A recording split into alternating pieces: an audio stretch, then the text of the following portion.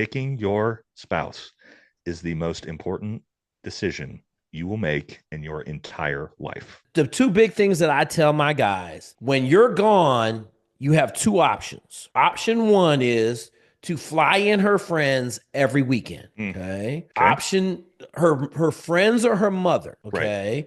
So if she has a good mother relationship, hey, mom, I'll fly you out here. You'll be out here for 2 weeks, whatever. Right. I know work is in there, but like when you're gone, you cannot leave her gone for 6 months by herself. Yes, that's And such good advice. all right, folks, we got our main man on the West Coast, Valhalla VFT. Nate is back. Today, we got a good one. We're going to talk about what it takes to stay married in the special forces. Mhm. We're going to talk about the good, the bad, not so much the ugly, but we're going to try to give you guys some advice. And I'm going to start with Nate because he had one marriage. He's got his second marriage just rolling along. He's doing good. We've seen it all in special forces with marriages. And I'm not even going to say there's any good because I only got two guys that have stayed married through their careers. Go ahead, Nate. You tell me. I'm going into Yeah. special forces married. The real purpose is to get you to understand, do not get married in the special forces. Do not go into the special forces married because you're going to get a Yes. divorce. Okay. Yeah. Now, here's the last kind of caveat that I tell people. Whatever you do, do not allow your wife to be involved at all with the community, i.e., other bad dudes that are going to smash your wife. We've already talked Mm, about that in another video. I'll put it in the description. Okay. yeah. But the bigger cataclysmic thing that I've seen is her being involved with the other wives on the team, the other Green Beret wives, the other Navy SEAL wives, because she's going to hear the horror stories. Fucking Jimmy got Jimmy's fucking prostitutes in Thailand. I found it on his phone. Look, okay, this true That story. that does happen. Look at these pictures. Whose arm is that in the picture? Oh shit. Okay, so somebody had a little mole right here on their arm. Well, his hand was touching a female. Right. He was in the same room. And the wife was like, oh my God. Okay. And I'm not trying to say this as a way to deter, like, if you're out there doing what you got to do, the problem is she's going to get stinking thinking from this group of females because half of them are going to get a divorce. A quarter Yep. of them are going to get a divorce. So now she's like, oh, my husband's out there doing it. You got all this doubt that's coming in. The one successful marriage that I've seen that I was like, man, I knew her name. I never met her. And nobody else that I knew had ever met her. And when I asked him about it, he said, listen, he's like, the worst thing you can do is bring your female around this community and this environment. And so I've always kept that in the back of my head. Like I give that advice to keep her out of them circles. That's interesting because I'm gonna tell you that I think it's the entirely opposite of what Okay. you just said. Now, Okay. what I want to caveat, what you just said, 100% fucking happens, and I have seen dudes get divorced over exactly what you just said, which is fucking Jimmy has got prostitutes. Look on the phone, that insecurity checks in because again, you're gonna have teammates on your team who don't give a fuck about their marriages, who are out doing sketchy ass shit. And guess what? Their wives potentially are going to be telling the other wives the guys are out there doing that. That's 100% true. But the support system, that was going to be one of mine too. It's you cannot, and that's what I didn't do in my first marriage. No support system out in North Carolina, no friends, no family, me gone. That's a recipe for divorce 100% of the time. So, however you want to figure that out, I do like flying your wife home, bringing mom out, things like that. That's while you're gone. I'm going to talk about while you're home because I think this is what most guys miss, okay? And what I learned from guys on my team that I saw had successful happy marriages, right? That I was able to sort of emulate like how they behave. And the biggest one is being present and putting in effort to your wife and your relationship at all times. Most of us, and it's so hard to do because like Jake said, it's not the priority, but you have to force it while you're at the house to be the priority. Because what are you thinking about? I got to jump tomorrow morning. I got to fucking be rehearsing through my head, like, so I don't fucking kill myself. Right. Or, hey, we deploy in a week, or like, hey, I got to get in. I got to get my crypto, I got to get my crypto fielded. I got to get the radios ready. Like there's always something. And the group text chat for the team sergeant texting you at 7 p.m. Hey, this has got to get done by tomorrow morning. It never ever stops. And it is so easy to become consumed in that job, right? You have to, and this is what I tell guys, when you go home, not necessarily, you can't turn your phone off because team sergeant calls and you don't pick up, you're going to get roasted, but you have to like put that phone aside, put it away, be present, like actually care about the time you're spending with your wife. I'm telling you, even if you're home for 3 months out of 12, if you are fully invested into your wife in that relationship and she feels it and she knows it, that is going to be worth more than 12 months at home. I can promise you that. Okay. I didn't do that early in my career. I learned that the hard way along the way. And again, watching teammates who had successful marriages, how much effort they put into both their wives and their kids, right? Because again, it can be very easy to not be present with your kids, right? Put them on the tablets because guess what? I got to get on Outlook. I got to send Teams messages. I got to do all this. You got to be present with your wife and kids. I think that's the thing everyone misses because they figure like, well, I'm at home for 3 months. You're on your phone. You haven't like, you're not actually talking to your wife. Like, and she feels it. She knows it, right? And this isn't just military. I'm telling you, if you want a successful marriage in general, you have to be actually invested and care about how your wife feels. I know this is hard for us to do as men, but that's the one while you're home. Now, let me get into bringing your wife into the community. And this is going to be personal and it's going to be biased because the two ODAs I was on, first of all, had like an amazing high moral character level of man across the board. It was now again, this is not this is not going to be everywhere you see. There's the ODA down the hall that's the complete fucking shithead opposite of this, right in the team room next door, right? Once I was on, like 11 out of 12 guys were married. The first team I was on, we had 28 kids between 11 guys. Second team I was Wow. on, we had like 32 kids between 11 guys. Everyone married. And we had a super close relationship with the guys to where we did a ton of stuff outside of work together as a team where all the families and all the kids, they were always huge. Like all the families, kids, everybody was involved in the team parties, right? When you're out in Okinawa, it makes it easy. You go down to the beach, all the kids are in the water. So we had a very like kind of positive tribal system going on those ODAs. Where did that benefit? Well, one, we didn't have guys doing stupid shit that was going to potentially have downwind effects for wives when we were deployed. But Yep. two, when we were deployed, that support system you were talking about, that was there. They were all these wives were best friends. They go on trip like my wife and all her friends. They flew to Mount Fuji, to Akuba, like to do all these things while we were deployed. And that is a if now again, it's not guaranteed, man, Got because to be the right environment.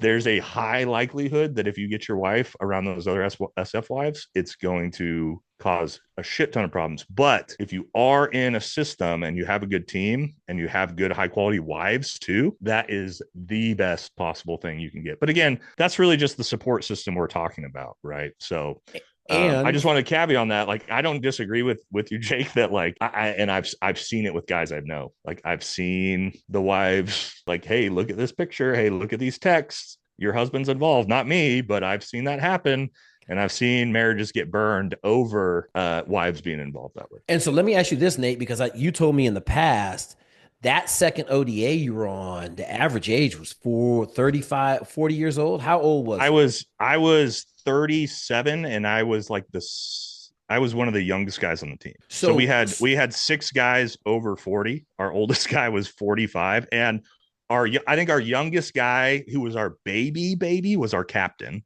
and he was okay. 28. And then And like the second youngest guy was 33. So that's a very different. that's a very Whereas different mate. my first ODA, I was 29 and I was one of the oldest guys on the team. So to Okay. give you like, but So it's the just a for environment, reference. yeah, the environment, because for us in the SEAL platoon, you got, let's say at the young age, you got 21-year-olds, most 20 21 Yeah. to 24. Mm-mm. Even my senior dudes that had a deployment were only 28. I was Yeah. 28, right? Chief was 40. Right. Yeah. LPO was only 28, maybe. He was Yeah. married. I never met his wife. He had a great marriage, right? He was a quiet dude. He was great. But understand this, there is a lot of wisdom to be gained as a special operations dude between 23 and 35, right? It's Like, yeah, that's a great point. And I mean, shit, I started in SF when I was 24, maybe, right? So 25. And so, yeah, me at 25 and then me at 35 on the teams, the maturity level, I mean, you have it like I'm a child compared to 10 years on a note, 10 years on the teams. So when you want to talk maturity factor and like life experience is like 50 years outside of that. So yeah, and that's a good point. And now that I reflect on that and how good of a environment that second team had, you're right. The fact that almost everybody on that team was 35 to 45 years old probably has a pretty big effect on that. Absolutely. And y'all had kids, and y'all had kids that were, you know what I'm saying? Like, I think Yeah. that that plays a big role because, you know, at 23, you're willing to make some stupid mistakes. At Right. 35, you're like, you know what? That just ain't worth it. Yeah, and I'll get into that.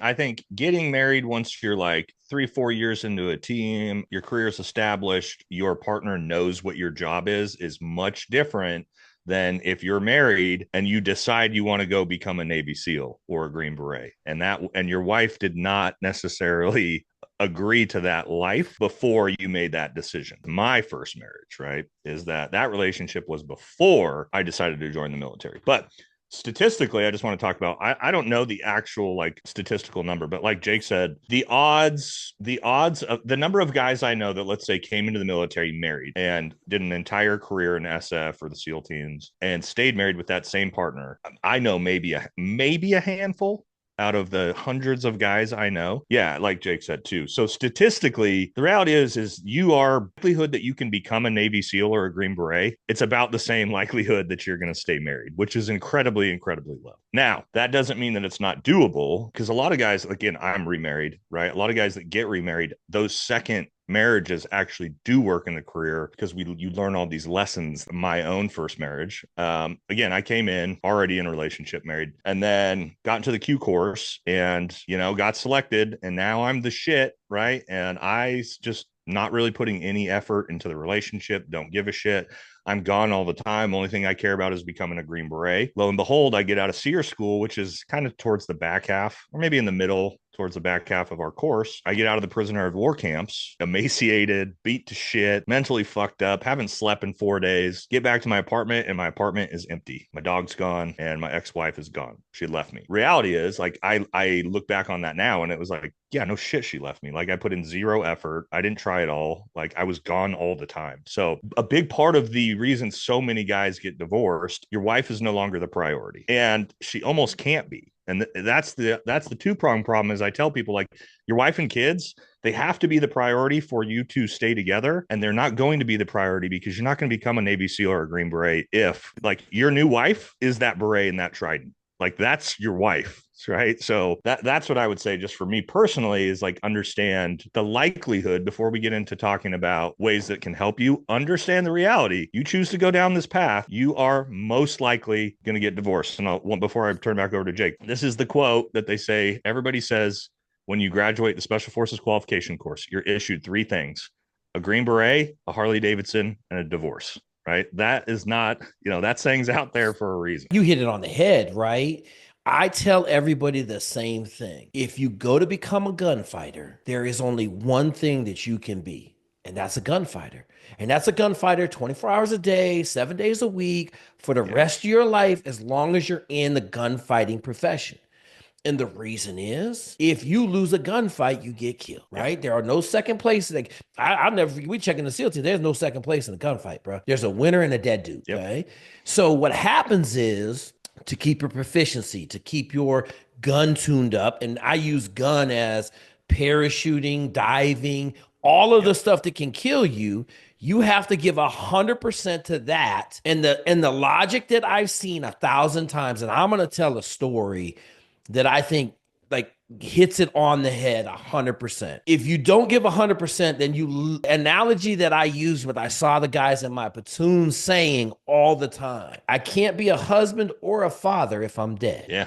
Yeah, that's true too. Right? So they'll be like, I need to stay an extra 2 hours tonight. Like, yeah, going to dinner with my wife would be cool, but I have a big jump tomorrow, and I need to make sure I spend 2 hours going through all my shit to make sure that jump goes off well. Man, go home and spend some time with your kids. No, I'm okay. If I'm dead, they're not going to have a dad, husband and a dad, right? And so the logic is kind of like, God damn. But now that I have kids, I completely understand it because I went Yeah. to free fall Yeah. outside the military. The fifth jump, I fucked up stowing my brakes. My rise or my slider came down, snatched up my brakes up into the Mm, canopy, yep. and it was outside of my reach. I had to climb the risers as I was spinning towards the ground, Yep.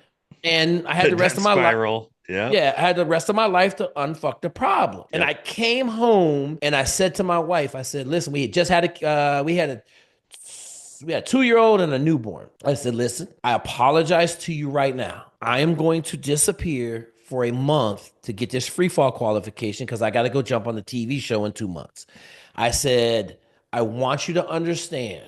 I know I'm going to disappear, but I need to stay alive, and I almost died yesterday because I was not giving this training block the reverence it deserves." Yep. So she was like, "Okay, do what you have to do." So I went to the drop zone. Drop zone opened at 8. I was there at 7. I opened the buildings. I did everything I needed to do. I went through all my drills. They didn't start jumping until 10. I made sure I double checked everything. I was doing some rigging. I was learning everything I needed to do to be proficient at packing my own parachute, and then I started to see a lot more. Well, a month later, I come out, got my AFF call, right? I'm fucking, my wife is like, "Holy shit." I'm like, what's up? She's like, "Is this what it was like in the SEAL team?" I'm Oh, like, yeah. "Oh, With everything. oh." I was like, "Oh, no, it's worse than this." She's like, Yeah. "What?" I'm like, "Yeah, because this was 1 month. I would go from free fall to sniper school to ranger Yeah. school, like just pack everything together in Yeah. schools. Next event that could kill you, right? Like, and really for me, it wasn't the motivation of getting killed. It was the motivation of not sucking and Yeah. being good at what I was trying to do." Yeah. And let's like what you brought up is a good point because of yes, the effort you have to put in, but let's just talk about time away, right? From your family. Yes, let's say I'm going to go to deploy to Afghanistan. Well, before I deploy to Afghanistan, I'm going to do probably a 6 month train up where I do multiple pre-mission trainings in different places, not at home. Then I'm going to have to do a month-long validation exercise where I show command, my team shows command that we're ready to go to war. So I'm gone for 6 months before I deploy to be gone for 6 months to war, right? Now, talk about the amount of stress that your husband being at war puts on a wife, right? And kids. Now I get back. Okay. I just spent 12 months gone. Now I get my 3 months R3. So R3 is like rest and recovery. Okay. Where you actually like get a little bit of time off here and there. 3 months after you've been gone 12, we're not going to deploy yet, right? Because we're not in that cycle. But guess what we're doing? Like Jake just said, well, I got to go to free fall school because I'm not free fall qualified. Oh, but I got to go to ranger school. Or, but I got to go to sapper school, mountaineering school, combat dive school. I got to go to leadership schools, SLC to get my promotion, get my rank. So, and not just that, I've got team training, right? When I'm back, I've got team training. It's like, so you're just always gone. The job is like never ending. So even when I'm not deployed, I'm still potentially gone 9 months out of the year. I mean, physically gone, right? So, And and I will say this, you have a better cycle than we have because your community is probably 10 times bigger than how many Green right. Berets are there at any one time? Probably about 6,000 total. Okay, so it's twice as big, right? Yeah. But for us, like I've seen guys come off deployment and literally they get back on a Monday and they're in sniper school on Monday, the next Monday, Right. because that's the block of sniper school 4 months long that they could get into. And Yep. the next block doesn't time up because they got to go to some other school. And they're Yep. like, they got 5 days at home, right? Yep. And they didn't even get the weekend because you know how it is. I got school on Monday. Shit, it's Yep. taking me a week to get ready to go to sniper school. Like at No, least. it's called dwell time. That's what we call it in the Army. Dwell time, basically, what the Army does is it tracks how long you've been gone, and you can only be gone a certain amount of time in every 18 months. But what the Army has figured out is, oh, well, we don't count schools towards dwell time. We don't count pre mission trainings. We don't count validation exercises. We don't count anything other than a deployment or a JSET as counting towards your dwell time. So it's like I know dudes that have been gone like 15 out of 18 months, but they're still like in their good 6 month Dwell dwell time. time, Yeah, yeah, So yeah, yeah. but I think yeah, then the conversation, obviously that's a quick outline of why you're most likely going to get divorced. Okay. How do we avoid that? Right. If that's really our goal as a husband, as a father, how do we avoid it? What's your take on that? Nate, like that's an interesting one. So I have a couple axioms that I talked to my young dudes. I had a young dude that went to Buds. I didn't, it was bad, just had a baby, was having problems already, Oh, right? Like that's not the time to have a baby. I said, bro, like, come on, man. Like, and so I told him the two big things that I tell my guys when you're gone, you have two options. Option one is to fly in her friends every weekend. Mm, Okay. okay. Option her friends or her mother. Right. Okay. So if she has a good mother relationship, hey, mom, I'll fly you out here. You'll be out here for 2 weeks, whatever. Right. I know work is in there, but like when you're gone, you cannot leave her gone for 6 months by herself Yes, and that's and such good advice. and hope that she has some kind of support system where she's at. So I tell everybody, just write $1,500 off in plane tickets, $2,000 a month in plane tickets, and fly in her friends or fly her to see her friends. Mm-hmm. Okay. So that's the first thing. The second thing is if you have a new kid or you have like you're supposed to have a kid month 2 of deployment, move her ass back home Mm, before you go on deployment that's so good that too. she is in her house in a support system. Okay. Now everybody's like, well, that's a lot of money. I'm Yeah. like, well, the alternative, you're getting a divorce. So you Okay. know how expensive divorce is, homies? Yeah, yeah. So those are my two kind of like cheat codes. And I got a number of officers that are married.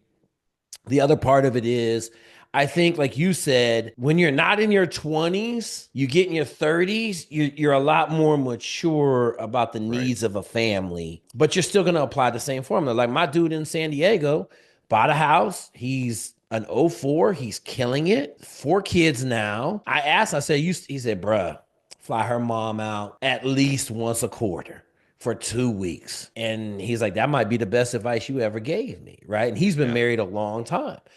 But then you look at a guy, my kid goes into SEAL training, quits SEAL training, gets a divorce like almost instantly. The whole thing is she at that point felt like, and this is one of the other big cataclysmic things that happens with marriages and special forces, the wife realizes she is a very distant fourth or fifth on your list of priorities, Yep. and it 100%. it eats them up. And she said, Yep. I was never your first priority. Being a Navy SEAL was. He Yep. couldn't do nothing. I taught him. I had a couple. I'll do marriage counseling. So I'll do marriage counseling with my guys. And I tell them, like, look, man, look at the wife, call me fucking immediately when you have some problems if he's gone. Okay. Because a lot of times, like, no one, they can't tell their mom what's happening because their mom doesn't understand. Well, why doesn't he just come home earlier? Right. Like, Right, right, right. nobody in their support system helps. Let's talk about a little preventative maintenance. Okay. So I know for me, I tell all my guys, hey man, you get married, you have problems, call me, right? Like I will give you marriage counseling different than any marriage counselor will ever give you. Okay. I just had a huge marriage counseling, pre-marriage counseling that took place. Okay. And I thought that was pretty instrumental because I included her mother. All right. Mm, I brought her mother involved. We had a big Zoom, we had a big conversation, and I just led the conversation, right? I know the points that are going to cause massive catastrophe. And yeah. so I put all that stuff on the table and I said, hey, you guys had some conversations about this hard topic here, this hard topic over here. And the mom was awesome, right? Like when I talked to the mom, she had been through the ringer. And she was like, I think this is an incredibly bad idea. I think this is not going to end well. And I said, well, I'm like, they're young people and they got to make decisions for themselves. But I agree. And I think we just need to tell them, like, put it all on the table. And Yeah. so the interesting thing was, fast forward a month and those two individuals have kind of pumped their brakes on running down the marriage path. Yeah. Um, That's good. Yeah. which and my thing is like, hey man, we're all trying to lead a good life. right? Getting married for the wrong reasons and then getting a divorce in 4 years Mm, is not helping your personal development long term, right? You don't need that yeah. badge of divorce to move forward in life. So Let me let me talk. You want to talk preventative care, and nobody yeah, wants to yeah. hear that, and nobody wants to hear this, but this is the truth. Most women in general cannot handle this. Let's get that out of the way and right out the gate. The type of woman who can handle and maintain a healthy relationship with a SEAL or an SF dude is an incredibly strong, independent woman. And I don't mean like, your silly DEI style. I'm Yeah, talking yeah. about intestinal fortitude, can hold down the house like without you gone, no issues. Also seeks out her own care, her own relationships, right? It can't just be you babysitting her. Like I love the idea of like, hey, fly her friends out, but you can't be the sole provider of her happiness because you're going to be Nope. fucking gone all the time. So let's be clear, 9 out of 10 women right out the gate, it doesn't matter what you do, that will end in divorce. All right. So that's what I would say. Picking your partner is the most important, young men, let's say not military SEALs. Let me drive this home. Picking your spouse is the most important decision you will make in your entire life. It has the ability to make your life amazing or make your life horrible. Okay. Through all sorts of different factors, financially, right? Like that's the gambit. So you better, like Jake just said, you better be damn sure this is the one and she can handle all those things or it ain't gonna happen for you. All right. And let's talk about military divorce. All right. If you get divorced in the military and you've got kids, okay, this isn't like, hey, Jake's an accountant, he lives in Tacoma, gets divorced, wife also lives in Tacoma, all the family's there. Jake gets to see the kids on the weekends. He gets to go to all the basketball games, the football games, the music recitals. He's there as a present parent. No, you're in the military. Your wife's most likely going to move back to her home of record or wherever she's from, and she's going to take the kids with her. Or you're like me, you're going to go live in Japan for 3 years. Yeah, and guess what? Now you don't have kids. Your relationship with your kids is gone. You may see them a couple days out of the year, and then Yep. you're going to grow up without you as a father, and some other man, stepdad, who is there is going to raise them, and he is going to be the father of your children, and they are If going to you're look at him, if you're yeah, and they're going to if look you at him as the father, and you are just going to be, the guy who was sort of there every once in a while. Not any knock on you, because but the military does not give a shit. Like it's you got divorced, you're most likely going to lose all access and placement and relationship with your children. So you have to put in the effort and do the things me and Jake are saying. Otherwise, you are going to crash and burn. if you're lucky, your wife will get remarried and you will Mm. have a man in the house to raise your kids. Yeah, If that's a great you're point. if you're lucky. Because Yeah, I know a bunch great of point. young guys that I mentor whose wife didn't get remarried, and Yeah, now they have a angry 21-year-old to 16-year-old boy, yep, and they basically are like, I'm disowning the kid because I can't influence him. I've never been in his life, and he's off the rails, yep. right? Like I have a young man that I mentor that his son called him at 18 and just said, "Hey, Dad, I want you to send me $2,000." He was like, "For what?" He was like, "Well, you're never here. You don't do anything. So at least I should be able to get some Jordans and some new clothes with it." And I'm telling that story so everybody on here can understand. Like, look, man, the ramifications of divorce are horrific, horrific. And when kids are involved, multiply it by 50. Yep. So And awesome. I talked about this in the mental health video, which I think Jake's probably going to cover that topic more. You want to talk about veterans and why it's so insane? Yeah, combat, yeah, PTSD. The vast majority of that veteran side is done by depression and loneliness from men who've lost their wives and their families. Let's be honest. Okay. So there's downwind effects of what we're talking about here too. But I want to make it clear there are a ton of guys, maybe it's not their first marriage like we talked about, but that have been remarried, have figured it out, and there's a ton of successful relationships on the teams. So understand that. But if you're 21, 22 years old, guys, please, please don't be me. Don't decide I need to get married because I need that BAH. Right? Like just live in the dorms, have a girlfriend, wait until you're in your 30s, right, when you're appropriately ready for that type of thing, because the number of 21-year-olds on the SEAL teams or an SF that are going to stay married is I would say statistically rounded up to the nearest whole number is zero. Zero. If we want to be honest. Yeah. Zero. And then the worst part, and we've covered every topic known to man in this one, Nate. But the worst part is probably a 50% chance you're gonna see her married to one of your buddies. Oh yeah.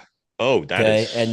And then that is so you're prevalent. you're gonna be looking over there like, damn, that's my ex-wife. So We had one of the guys I worked with in your comment section literally tell that story yeah, the other yeah. day. Remember that? Yeah, we That's did. how We calm did. it was. A guy I worked with who watches the channel was like, "Yep, happened to me." So yeah, guys, it's Two guys. I know two guys in my platoon. oh, I know. No, personally, I think I know probably 6 or 7 guys whose Oh, wives are absolutely. married, who are either married to former Green Berets wives or have wives that are married to Correct. um, other Green Berets. Very common. Correct. And some other man, stepdad, who is there is going to raise them, and he is going to be the father of your children.